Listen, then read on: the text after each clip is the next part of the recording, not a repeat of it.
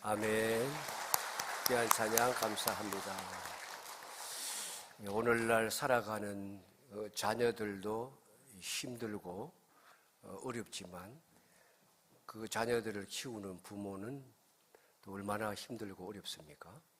그저 부모라는 이유, 아버지, 어머니라는 이유만으로도 존경받아 마땅하다 그런 생각을 합니다. 거기가 다 어머니, 아버지이실 텐데 앞뒤 좌우 보시면서 인사합니다. 진심으로 존경합니다.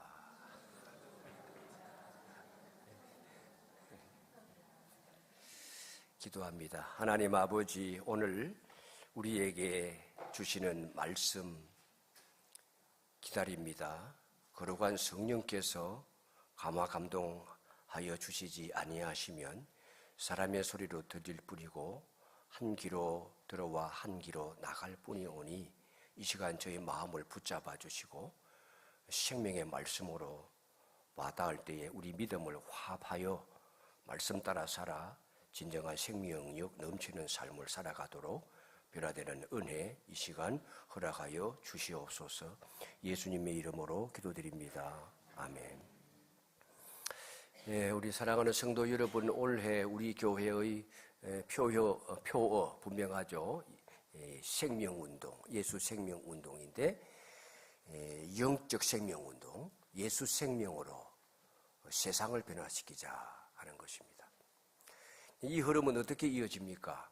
내가 먼저 살아야 된다. 내가 먼저 살면 가정이 산다. 가정이 변화하면 교회가 변하고 교회가 변하면 세상을 변화시킬 수 있다라고 하는 것입니다. 지금은 우리가 그 두 번째 단계 가정이 살아야 한다 하는 매우 중요한 시점에 서 있습니다. 왜 가정입니까? 가정은 단순한 생활 공간을 넘어서서 우리의 신앙이 가장 먼저 시작되는 지점입니다. 그리고 내 신앙의 깊이가 드러나는 자리가 가정입니다. 우리 아이들이 나의 말이나 설교를 듣고 자라는 것이 아니라 나의 삶을 더 오래 봅니다. 말씀보다 분위기를 먼저 배워요. 그 가풍에 익숙해지는 것입니다. 그래서 가정은 단순한 공간이 아니라 복음이 실제로 살아 움직이는 현장인 것입니다. 내가 얼마나 복음에 충실하게 살아가는가에 따라서 내 가정에 복음의 생명력이 넘쳐나기도 하고 넘쳐나지 못하기도 하는 것입니다. 그래서 우리가 이 가정을 말씀으로 세워야 할 텐데 말씀으로 세워지는 자녀가 되어야 하고 또 말씀으로 세워지는 부모가 되어야 되는데 그럴 때에야 진정한 가정, 그 가정에 복음이 흘러서 사랑의 공동체가 되어질 것입니다. 어떻게 해야지 되겠습니까? 먼저 말씀으로 세워지는 자녀가 되어야 되는데 그러려고 하면 첫 번째로 자녀는 순종으로 이 말씀을 하나님을 배워야 됩니다. 1절 말씀에 보면 자녀들아 주 안에서 너희 부모에게 순종하라 이것이 옳으니라 그렇게 말씀하잖아요. 그럼 이 구절에서 가장 중요한 것은 순종하라는 명령으로 들리겠지만 사실은 주 안에서라고 하는 말이 가장 핵심이에요. 오늘날 우리가 자녀들에게 무엇을 가르칩니까? 이 험난한 세상 살아남으려고 하면 경쟁력이 있어야 된다. 그래서 자녀를 가진 부모는 수학을 가르치고 영어를 가르치잖아요.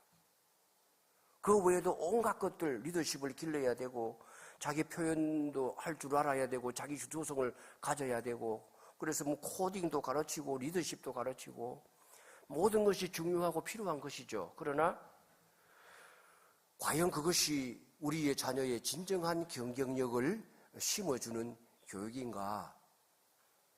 우리나라의 사교육 경쟁이 얼마나 치열합니까? 초중고 학생들 중에 이 사교육 받는 아이들이 76%예요.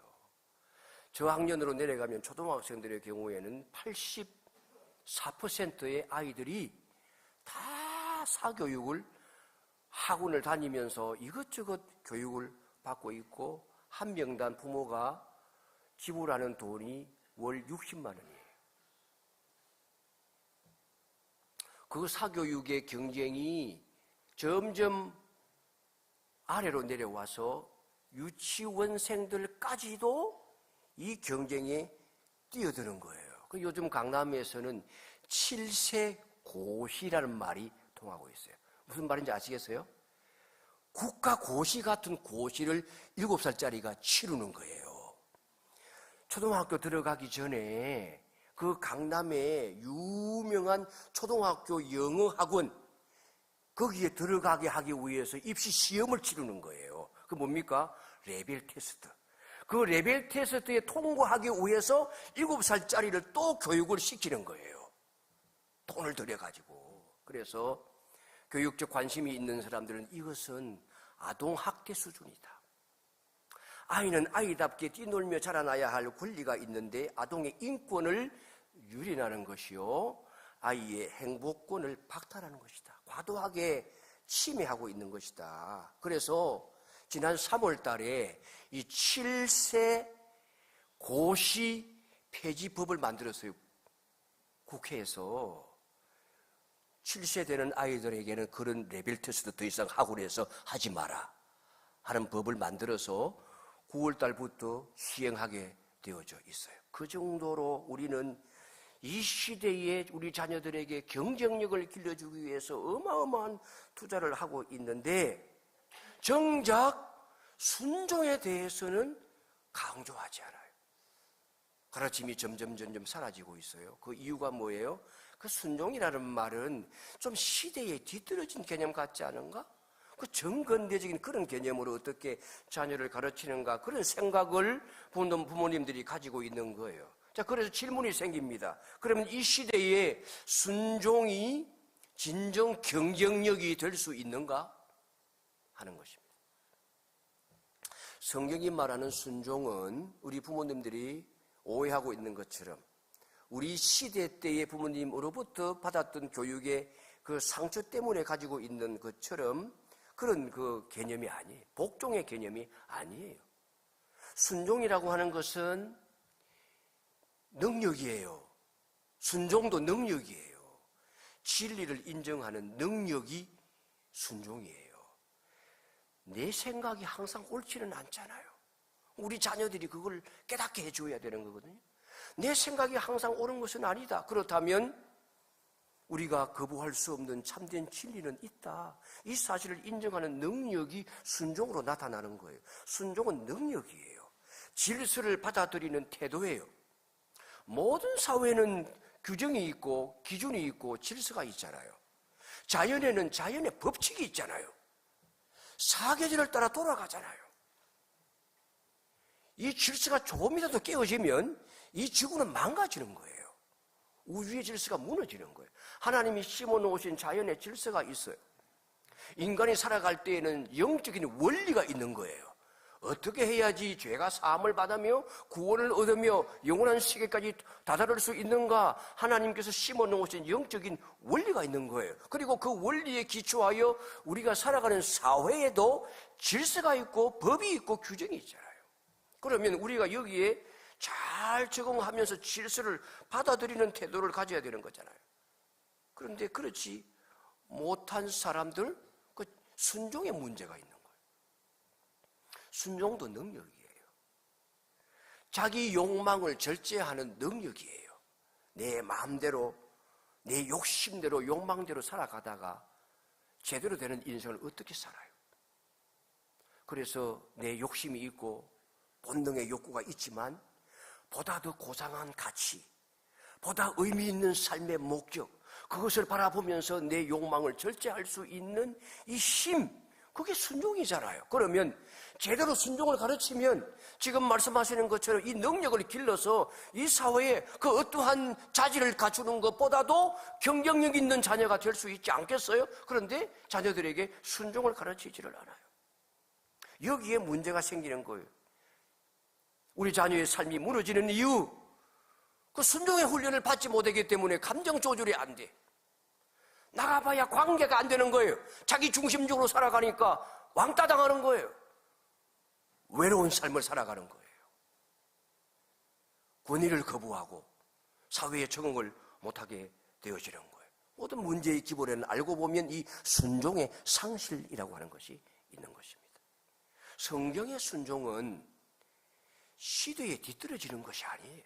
나를 오히려 강화시켜주는 능력이에요.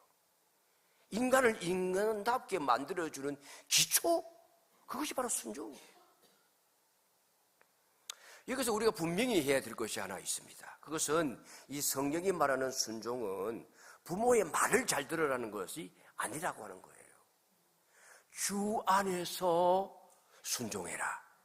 주 안에서 부모에게 순종해라 라고 했기 때문에 부모에 대한 순종은 단순한 인간관계의 문제가 아니라 하나님과의 관계 안에서 이루어지는 순종이라고 하는 뜻입니다. 우리 하나님 보이지 않는 분이시잖아요. 근데 그 하나님을 어떻게 사랑하고 어떻게 공경하고 어떻게 순종할 수가 있습니까?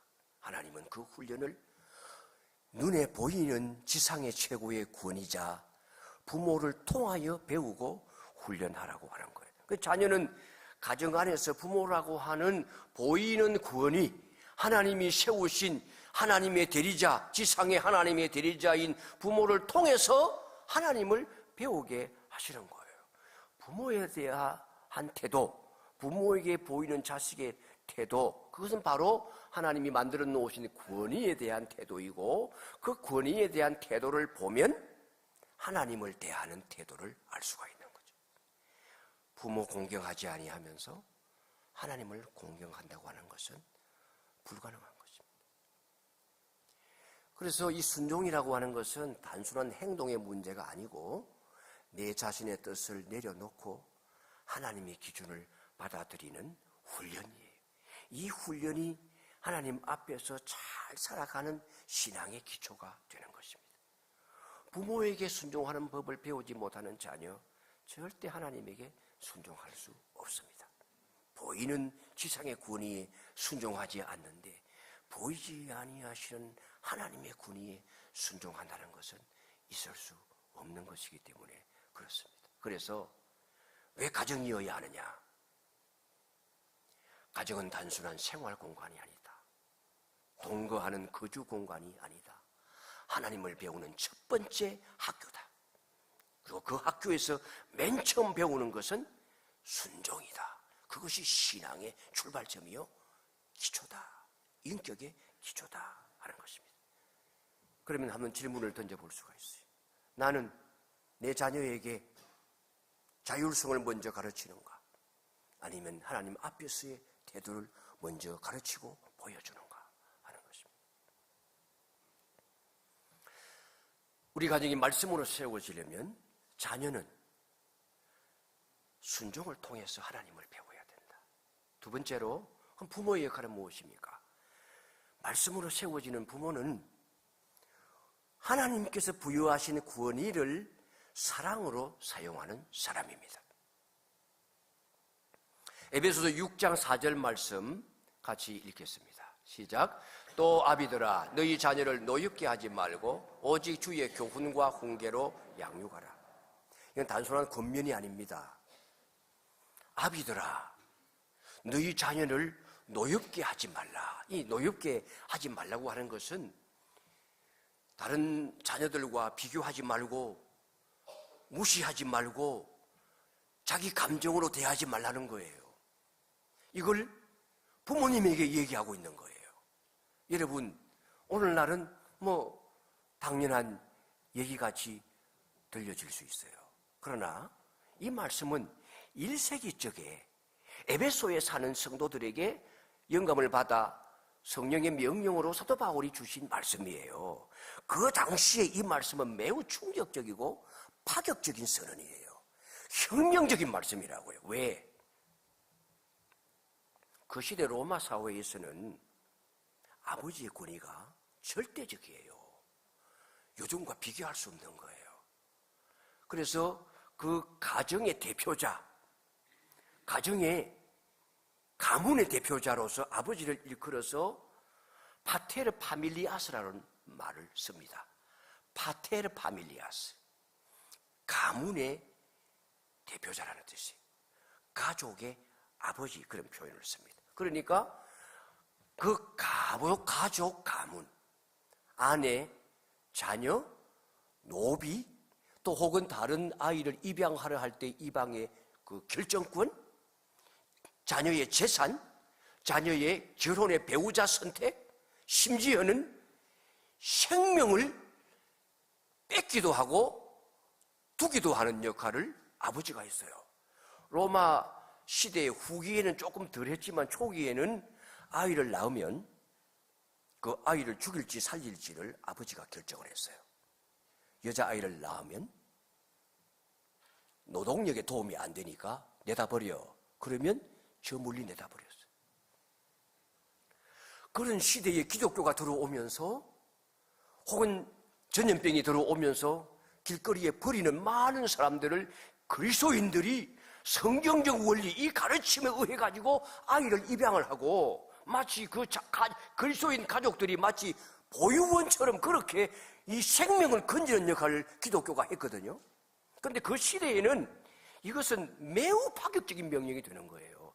자녀들을 노엽게 하지 말라고 부모에게 명령하고 있는 이 명령은 그 당시 아버지의 절대적 권한에 아주 반하는 시대 문화에 맞지 않는 혁명적인 명령이었다, 그 말씀이에요. 그런데 이 말씀은 그 부모님들에게 권위를 내어놓으라는 뜻이 아니에요. 그 권위를 제대로 사용하라고 하는 거예요. 권위의 방향을 근본적으로 전환해주고 있는 것이죠. 그 권위를 어떻게 쓰라는 거예요? 사랑으로 쓰라는 거예요. 그게 부모의 역할인 거예요. 오늘날 우리들에게도 이 메시지는 매우 중요해요. 우리 한국 사회가 상당히 많이 변천해 왔잖아요. 1900년대에 태어나서 자녀로 양육을 받은 우리 부모님들은 얼마나 엄격한 아버지 밑에서 자라났습니까? 우리 시대 때의 교사들도 마찬가지예요. 전부 다 폭력자들이었어요. 교사들은. 교사한테 맞지 않고 교육받은 분 계십니까? 지가 가면 지가 간다고 두들겨 패고, 교사들에게 항상 필수품은 무엇이에요? 몽둥이 들고 다녔어요. 조금 떠들면 떠든다고 뭐라 그러고, 교실에 뭐 볼펜 하나 없어졌으면 그 도둑놈 잡는다고 전체 단체 기합을 다 주고, 하나가 자백할 때까지 뭐라 하는 거예요. 저 고등학교 때는 생물 선생님이 아이 하나 말 한마디 조금 거칠게 했다고 그래가지고 나오라 그래가지고 막 두들겨 패는 거예요. 화가 막 머리 끝까지 치밀어 올랐어요. 제가 봐도 그 녀석은 맞을 소리를 했어요. 근데 이 선생님이 막 화가 치밀어 오르니까 막 패는 거예요. 패고 나니까 갑자기 제정신으로 돌아오신 거야. 너무 과하게 때려서. 그래서 나 기다려! 그러더니만은 사라지셨어요. 교장실로 가셔가지고 바세린을 들고 와가지고 바지 벗어! 이러더니 거기서 막 발라주는 거예요. 벌겋게 이 허벅지가 다 그냥 멍이 들고 피멍이 들어서 발라주는 거예요. 그 정도로 두들겨 패는 게 다반사였어요. 교장으로 받았던 스트레스, 교감한테 받은 스트레스를 교사들이 아이한테 푸는 거예요. 그게 너무나 당연했어요. 많은 여성호님들 그 당시에 선생님으로부터 성희롱과 추행을 받았을 거예요. 그렇죠. 지금으로 치면 미투로 고발해야 되는 거예요. 그 당시 교사들은 이 현대의 기준으로 말하면 고발당하지 않을 교사가 없었을 거예요.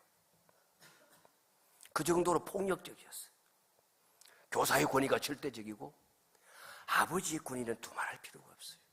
저 자라나면서 체벌 교육을 받았어요. 전에도 한번 드린 적이 있지만은 우리 아버님 믿음이 얼마나 좋으신 분인지 몰라. 제가 뭘 잘못하면 아버지 기준에서 잘못한 거예요. 그러면은 불러 앉혀다 놓고 뭘 잘못했는지 네 입으로 이야기를 하라고 그래요. 그럼 입을 콕 다물고 있어요. 계속 기다리세요. 얘기하러.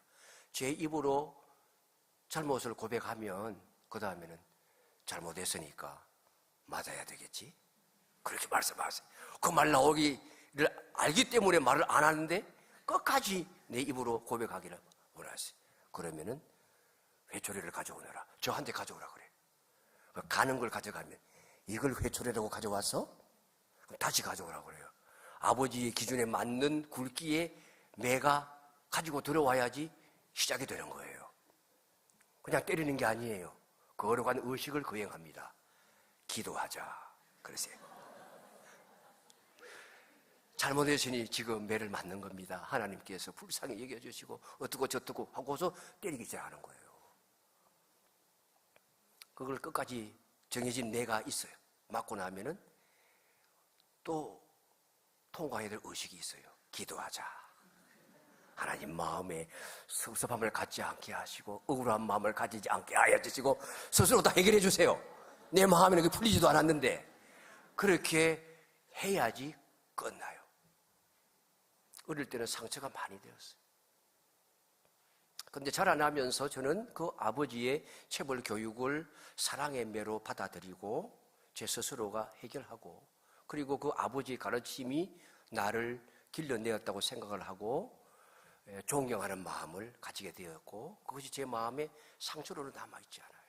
가장 존경하는 분으로 생각을 합니다. 그런데 모든 분들이 그렇게 그 절대적인 부모의 권위 아래에서 자라났어요. 체벌이 가능했고 아버지의 자체가 두려움의 대상이었는데 이제 2000년대로 들어오면서 이 자유의 물결, 민주적인 자녀 양육, 군대도 민주군대 이러면서 폭력을 하지 못하게 하고 체벌 여러 가지 을차례 못하게 만들고 뭐 그러면서 이 자율성이 강조되어지다 보니까 부모님의 이미지는 어떠해야 되는가 하면 자녀와 친구 같은 부모가 되어야 한다. 이런 것들이 우리 사회를 지배하고 있는 분위기예요. 문제가 여기에서 발생하는 거예요. 그렇게 하다 보니까 권위가 사라져버리는 거예요. 훈육을 회피해요. 자녀를 제대로 잘못을 가르치고 교정해 줘야 되는데 바르게 하고 의로 교육을 해야 되는데 훈육을 회피해요. 그 자녀를 과잉보호해요. 감정 중심으로 양육하는 경향이 나타나는 거예요. 성경은 이 두 극단을 모두 다 거부해요. 권위적인 억압적인 권위도 반대하거니와 무너져버리는 권위도 성경은 거부하는 겁니다. 사랑 안에서 세워지는 권위를 성경은 오히려 강조해요. 그래서 노엽게 하지 말라. 비교하지 말고 무시하지 말고 감정으로 대하지 말라는 거예요. 자녀의 행동이 아니라 마음의 상처를 주는 그 전근대적인 지배자적인 명령하고 자녀에게 자녀를 통제하려고 하고 자녀를 처벌하는 데만 관심이 있는 그건 부모님의 리더십을 발휘하지 말고 양육하라, 자라게 하라, 성숙하게 하라, 필요를 공급해 주라고 하는 거예요. 그러면서 권위는 분명히 세워야 되는 거예요. 그럴 때의 기준은 무엇입니까? 부모의 가치관, 부모의 생각, 부모의 감정이 아니라 주 안에서 주의 교양과 훈계로 하나님의 말씀이 기본이 되어져서 그렇게 부모가 권위를 사랑으로 사용해야 말씀으로 세워지는 가정이 된다는 거예요. 말씀으로 세워지는 가정은 세 번째로 복음이 흐르는 사랑의 공동체가 될 수밖에 없어요. 이게 결론입니다. 복음이 흐르는 가정 어떤 모습입니까? 세 가지로 말씀을 드릴게요. 첫째는 누가복음 15장에 나오는 탕자의 이야기예요. 거기에 아버지의 모습을 우리가 봐야 돼요. 아들이 죽지도 않은 아버지의 유산을 받아가지고 나가서 다 잃고 돌아오잖아요. 아버지 재산이에요. 그 재산을 다 허비하고 모든 관계가 다 끊어졌어요. 형님도 동생으로 여기지 않아요. 이웃들도 얼마나 불효자식으로 생각을 하겠어요. 본인도 나는 이제 더 이상 아들이라고 불릴 자격이 없습니다. 그죠?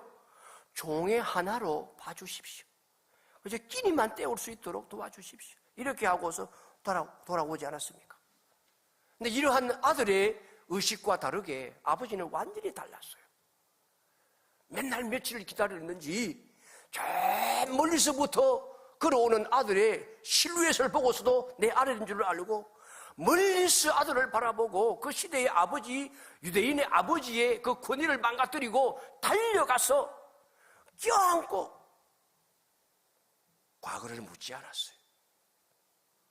정죄하지 않았어요. 아들로 받아들일 때에 몇 가지 조건을 제시하지도 않았어요. 오히려 가장 좋은 것으로 입히고 가락지를 끼워주고, 이 가락지의 의미는 무엇입니까? 상속자의 의미지 않습니까? 그리고는 잔치를 베풀어서 이웃과 함께 기뻐하며 즐거워하며 관계를 회복하는 그런 환대를 해 주었잖아요. 이것이 복음이에요. 가정 안에서 이런 사랑과 용납과 실패를 덮어주는 것으로 끝나지 아니하고 무너진 관계를 다시 세워주는, 복음이 충만하게 될 때에 사랑이 흐르는 공동체가 되는 거죠. 우리 가정이 이런 이미지, 이런 이상을 바라보며 그런 가정이 되도록 해야 되지 않겠어요? 두 번째로 디모데의 가정입니다. 사도 바울이 디모데의 믿음을 뭐라고 표현했는가 하면 네 속에 거짓이 없는 믿음이 있다, 그렇게 말씀을 하고, 이 믿음은 너의 외조모 로이스와 어머니 유니게로부터 흘러내려온 것이다, 이런 이야기를 하죠. 그런데 여러분, 이 디모데의 가정이 이런 신실한 믿음이 유전으로 내려올 수 있는 그런 구조적인 환경은 아니에요. 왜냐하면 그 아버지가 헬라 사람이었기 때문이에요. 이방 땅에 사는 헬라 사람이었다고요. 그런데 이 어머니 외조모가 유대인의 신앙을 가지고 가정 안에서 말씀을 붙들고 살아가고 삶으로 모범을 보였기 때문에, 말이 아닌 삶으로 자녀들에게 그 사랑을 흘려보냈기 때문에 그 디모데의 믿음이 단순한 지식으로 하나님을 아는 것이 아니라 가정 안에서 보고 자라나서 그 속에 살아있는 믿음. 그래서 사도 바울이 딱 보니까 정말 네 속에 거짓 없는 믿음, 순수한 믿음의 소유자구나. 그래서 제자로 삼고 그 개척한 교회를 맡겨 목회하게 한 것 아닙니까? 역사 속에도 동일해요. 여러분이 흔히 들으셨겠지만은 어거스틴의 어머니 모니카, 그 아들이 여러분 머리가 좋은 친구인데 얼마나 방탕한 삶을 삽니까? 근데 어머니 모니카가 절대 포기하지 않아요. 기도로 그 아들이 주 앞에 돌아오기를 얼마나 눈물 흘리며 기도했는지 몰라요. 잘못을 보고 굳이 기도하고 분명하게 군면했지만 아들을 정죄하지는 않았어요. 오랜 기간 눈물로 무려 17년 동안 참고 견디며 기도하는 가운데 기다림 속에서 끊임없이 사랑을 쏟아 부었을 때에 결국 그 아들이 하나님께로 돌아왔죠. 어느 날 정원에 나가서 거닐고 있는데 취하여 읽어라 하는 부드러운 어린아이의 음성을 듣잖아요. 좌우로 돌아봐도 아무도 없는데 다시 취하여 읽어라, 붙잡고 읽으라는 뜻이에요. 그제서 이것을 하나님의 음성으로 깨닫고 집 안으로 들어가서 성경을 펼쳐 읽고 로마서 말씀을 읽고 그때 결단을 내리고 변하여 완전히 새 사람이 되잖아요. 그때가 386년이에요. 그리고 그 다음 해에 그 어머니 모니카가 돌아가면서 말하죠. 눈물을 흘리는 어머니의 아들은 결코 망하지 않는다. 눈물을 흘리는 어머니의 아들은 결코 망하지 않는다. 그래서 이 어거스틴, 교회 역사 속에 가장 영향력 있는 신학자 중에 한 사람으로 세워지지 않습니까? 마지막 돌아가시면서 내가 어디에 묻힐지는 걱정하지 말고 내가 무릎 꿇었던 제단에 있었던 나를 기억해라. 그렇게 아들에게 유언을 남겼습니다. 이게 복음이 흐르는 가정이에요. 진리를 포기하지 않으면서 끝까지 기다리고 기도하는 어머니, 아버지의 사랑이 이 고귀한 믿음을 대대손손 흘러가게 하는 것입니다. 오늘날 한국 사회의 상담 현장에서 반복되는 이야기에도 우리가 귀를 기울여야 돼요. 그것은 비난 대신에 공감해라. 비난 대신에 공감해라. 통제 대신에 대화해라. 혹여 잘못이 있다면, 어떤 고등학생 성적이 좋지 않아 아버지가 늘 아이를 핀잔을 주다가 상담하는 자리에 함께 가서 아버지가 깨닫고 난 다음에 아들아 괜찮다. 이 일은 네 존재가 내게 소중하다. 그 말을 들었을 때에 순간 관계가 회복되어지고 그때부터 삶의 새로운 출발이 시작되는 거예요. 내가 어린일지라도 생각이 짧을 수 있어요. 판단이 잘못될 수도 있는 거예요. 지나고 나면 내가 잘못 생각했구나. 부모일지라도 그런 생각이 들면 자녀에게 그땐 미안했어 라고 말할 수가 있어야 되는 거예요. 미안하다고 말하는 순간에 그 상처 준 아이의 마음에 용서가 일어나고 화해가 일어나고 단순한 사과가 아니라 그것이 복음이 되는 거예요. 아이에게는 자녀를 품는 순간에 그 단순한 사랑이 아니라 은혜가 되는 겁니다. 새로운 삶의 출발점이 되는 거예요. 여러분, 우리 가정, 완벽한 가정은 하나도 없습니다. 어느 가정에나 다 문제가 있습니다. 그러나 그 가정에 복음이 흘러가게 되어지면 행복하게 되어지고 감사하게 되어지고 기쁨이 넘치게 되어지고 소망이 넘치는 가정이 될 수가 있는 것입니다. 그런데 이 말씀 들으면서 어떤 가정은 이렇게 생각할 수도 있어요. 우리 가정은 이미 늦었어요. 우리 집은 바뀌지 않습니다. 아닙니다. 예수 생명의 복음이 들어가면 그때부터 우리 가정도 변화되어져 더없이 행복한 가정으로 변화될 수 있을 줄로 믿으시기 바랍니다. 가정 변화, 거창한 변화로 시작되는 것 아닙니다. 미안하다는 말 한마디, 괜찮다고 하는 격려의 말 한마디, 내가 먼저 다가가겠다고 하는 하나의 결단에서부터 시작되는 겁니다. 더 이상 미룰 수 없습니다. 누가 먼저가 아니에요. 내가 먼저 시작해야 됩니다. 가정은 저절로 살아나지 않습니다. 복음이 흘러야 살아납니다. 그리고 그 시작은 하나님의 말씀입니다. 오늘 이 자리에서 이렇게 결단하십시오.